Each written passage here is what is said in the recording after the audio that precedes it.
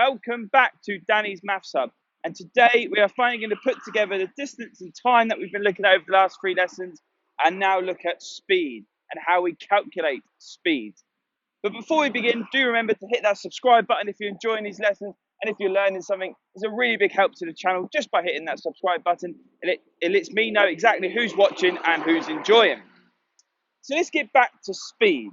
Now, what does distance and time have to do with speed? To calculate speed, we have to do distance divided by time. Now, in the GCSE, we work with 3 units of speed. We have miles per hour, kilometers per hour, and meters per second. They're the only 3 speeds we're asked to deal with in the GCSE. So to work with kilometers per hour, we'd need to know the distance in kilometers and the time in hours. To work with miles per hour, we'd have to know the distance in miles and the time in hours. And to work with meters per second, we'd have to have the distance in meters and the speed in seconds. So what does this all mean, and how can we put it all together? Well, last lesson we looked at Usain Bolt's world record run of 200 meters. He done 200 meters in 19 seconds. So what was his actual speed during that race? Well, what we do, we take Usain Bolt's distance, which was 200 meters, and we divide it by his time, which was 19 seconds. So because we're working with meters and seconds, his speed will be meters per second. Well, 200 divided by 19 gives us 10.5. So his speed was 10.5 meters per second. Usain Bolt could run 10.5 meters every second during that race. Now I'm going to try and match myself against Usain Bolt. So what I'm going to do, I'm going to get the woman behind the camera to time me running 200 meters and see how quickly I can do it, and then see what my speed is compared to Usain Bolt. So are we ready on the stopwatch?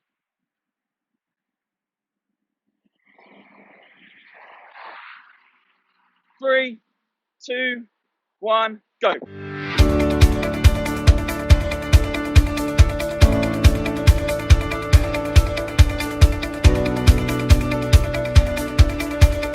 Right, that's my 200 meter sprint over. What time did I get, please?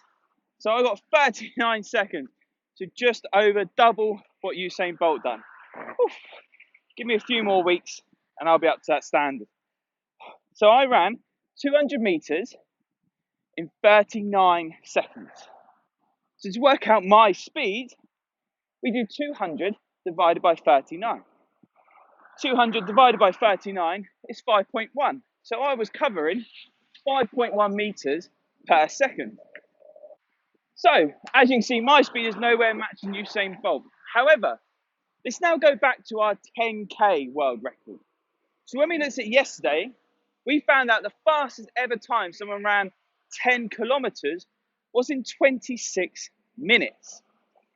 So now what if we wanted to work out what his speed was? Well, here's where we have to be careful. We can't just straight away do 10 divided by 26, because our time is in minutes, but our distance is in kilometers. And remember our units of speed. It's either meters per second or kilometers per hour. And we've got kilometers and minutes here. So we either need to convert our kilometers into meters and our minutes into seconds, so we can do meters per second, or we convert our minutes into hours and then we can work out kilometers per hour. So we're going to do both. So the distance is 10 kilometers. I'm going to change that to meters. So I'm going to change it now to 10,000 meters. And my time is 26 minutes. So I'm going to do 26 times 60 to get my seconds. And 26 times 60 is 1,560. So I'm now going to do 10,000 divided by 1,560. This will tell me how many meters per second he was running, which is 6.4 meters per second. So do you see what we did there? I changed my units to work with meters and seconds because that's my unit of speed, meters per second. Now, however, if I wanted to do kilometers per hour, so I'll keep my 10 kilometers the same, and I'm now going to change my time. I'm going to change 26 minutes into an hour. So I'm going to do 26 divided by 60, which we know from the other lesson is 0.43. So now I'm going to do 10 divided by 0.43 to get 23.2, which means he was running 23.2 kilometers per hour. Again, I turned my minutes into hours so I could work with kilometers per hour. So let's go back now and look at our flights that we were looking at yesterday. Now, one of the longest ever recorded flights was 9,765 miles. And we know that one of the longest flights ever recorded was 8.5 hours. So if these two flights were the same, how could we work out how many miles per hour they were traveling? Well, we know the flight was 9,765 miles, and we know the flight was 8 hours and 30 minutes.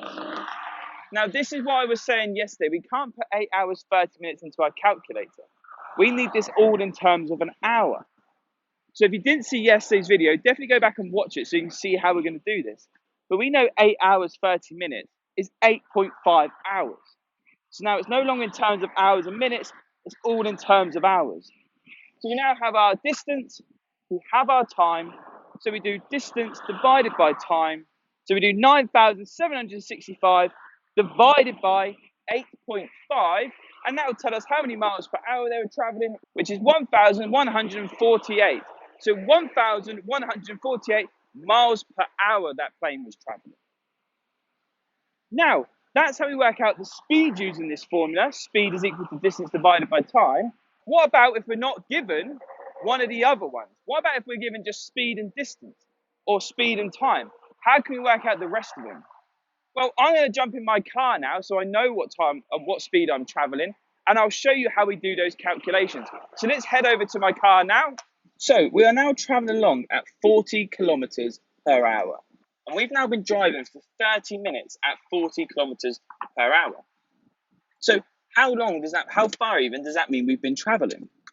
Well, if we look at our formula, speed is distance divided by time. But we just now want to know what our distance is. So we need to move time over. Time's currently dividing distance.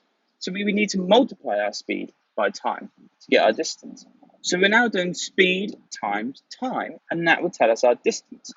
Well, we've been traveling 40 kilometers an hour for 30 minutes.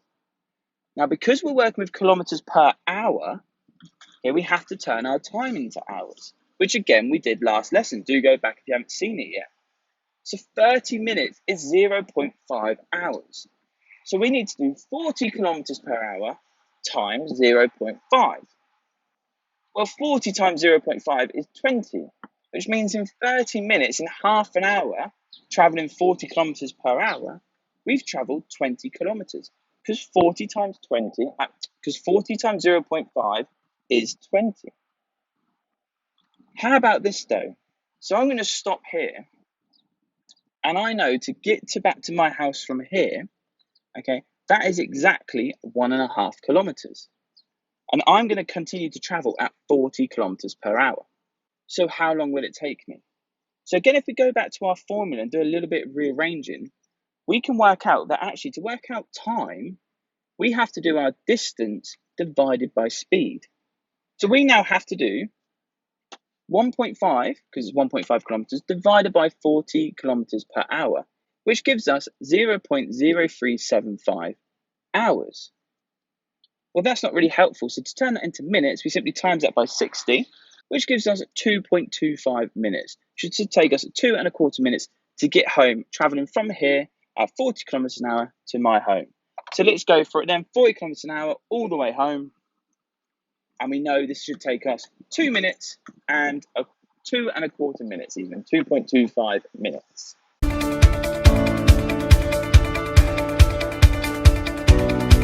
And we are home. And we traveled 40 kilometers an hour for 2.25 minutes, meaning we traveled 1.5 kilometers. So that's it, ladies and gents. That's how we work out speed, by using speed is equal to distance divided by time. And then once we know that formula, we can rearrange it to find out that distance is just equal to speed multiplied by time. Time is equal to distance divided by speed. And that's everything for us today. I hope you've learned a lot. I hope you found this interesting. And if you did, please hit that subscribe button I've attached a worksheet below for you to practice finding speed, distance, time, using everything we've done over these last 4 lessons. And join us for the next lessons where we're going to start looking at distant time graphs, where we'll put everything together and see how we can use it when we've got it on a graph. So until then, stay safe and enjoy.